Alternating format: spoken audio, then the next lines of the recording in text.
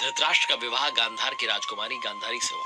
गांधारी ने अपने पति की आंखों की कमी को महसूस करते हुए स्वयं अपनी आंखों पर पट्टी बांध ली। इस विवाह से पहले ज्योतिषियों की सलाह पर गांधारी का प्रतीकात्मक विवाह एक बकरे से करवाया गया। उसके बाद उस बकरे की बलि दे दी गई, क्योंकि ज्योतिषियों ने कहा था कि अगर शादी करवा दी गई तो पति की जो मौत हो जाएगी, विधवा हो जाएंगी, तो इसलिए वो एक प्रतीकात्मक विवाह करवाया गया।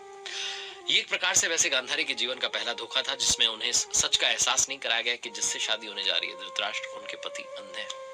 ये धोखा था।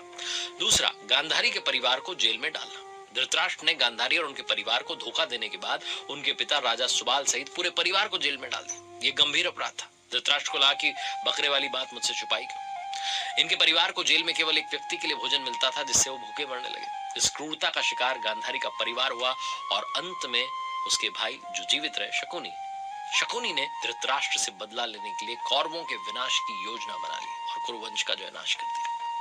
तीसरा, दासी के साथ संबंध बनाना।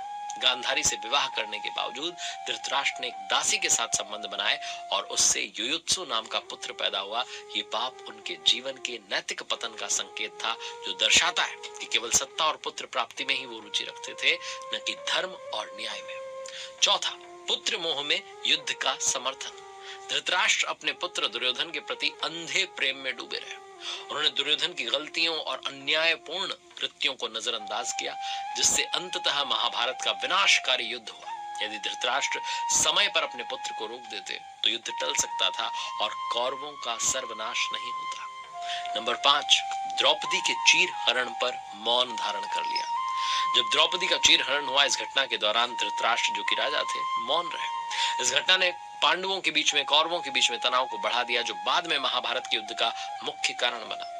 धृतराष्ट्र का इस अत्याचार पर चुप रहना उनके न्यायहीन और कमजोर नेतृत्व का प्रतीक था।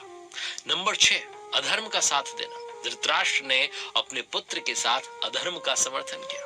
उन्होंने विदुर, संजय और अपनी पत्नी गांधारी की सही बातों को नजरअंदाज किया और हमेशा दुर्योधन और शकुनी की बातों को ही मानते रहे। वो जानते थे कि दुर्योधन गलत कर रहा है, लेकिन फिर भी उसे रोका नहीं। 7वां, भीम को मारने की कोशिश। महाभारत के युद्ध के बाद जब धृतराष्ट्र भीम से मिले तो वो भीम को मारने की इच्छा रखते थे।